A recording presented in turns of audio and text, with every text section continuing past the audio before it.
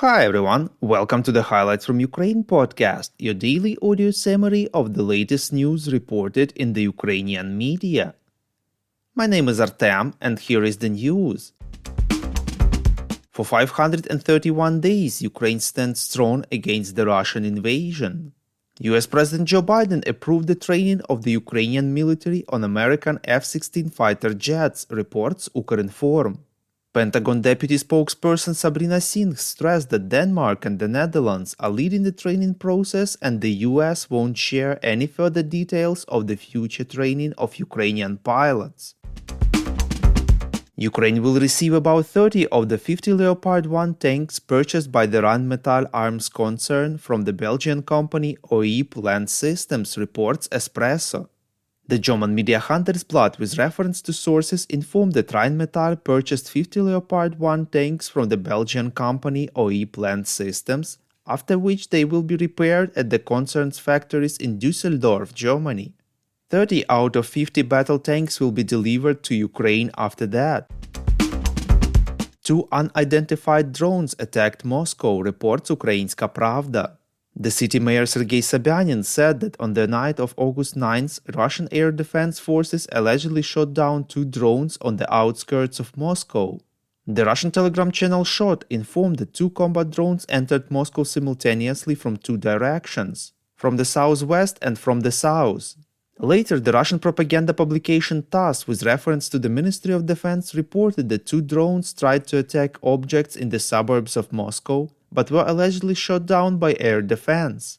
Meanwhile, dozens of flights were delayed at Vnukovo airport, reports NVUA.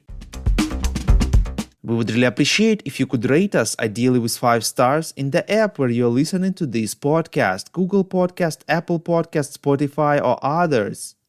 This way more people would learn about the podcast and truth about Russia's invasion of Ukraine.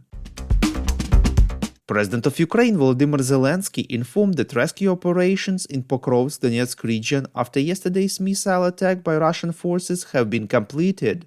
9 people were killed, 82 wounded. The president reminded that the second strike took place when the rescue operation began. This is a deliberate decision of the terrorists to cause the greatest pain and damage, stressed Zelensky. Ukrainian troops continued offensive operations on the Melitopol and Berdyansk fronts, southern Ukraine, reaching the first line of defense of the Russian forces, reports Hromadske. According to the Tavria Operational and Strategic Group of Forces, the first line is very difficult, but Ukrainian military is pushing through. They are moving forward, and this movement is slowed down by minefields and lack of aviation. There is a high density of mines and engineering barriers of Russians on this front. Also, there are more and more trained Russians. Russian troops pull up reserves from the second line of defense, including Marines, paratroopers, and special forces. In an interview with Latin American media, President Volodymyr Zelensky called the Ukrainian counteroffensive difficult, but an important positive thing is that the initiative now belongs to Ukraine, reports Interfax Ukraine. It is very difficult to fight for so long. It is very difficult when you have a shortage of one or another weapon.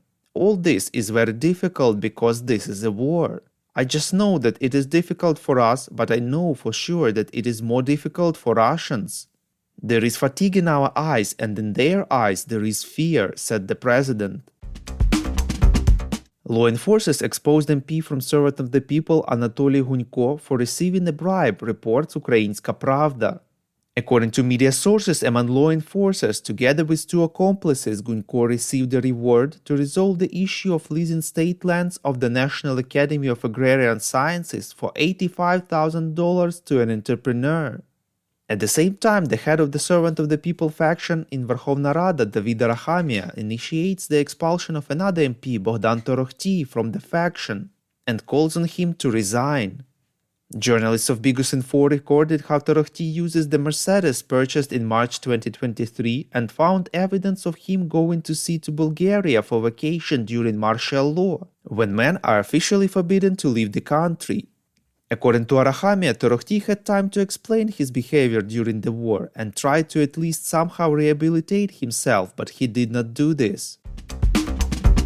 Thank you for listening to the Highlights from Ukraine podcast. We are a commercial initiative of just 2 people and we need your help to grow. Share information about the podcast, rate us in the app, subscribe to our Patreon. With your support, we are getting better.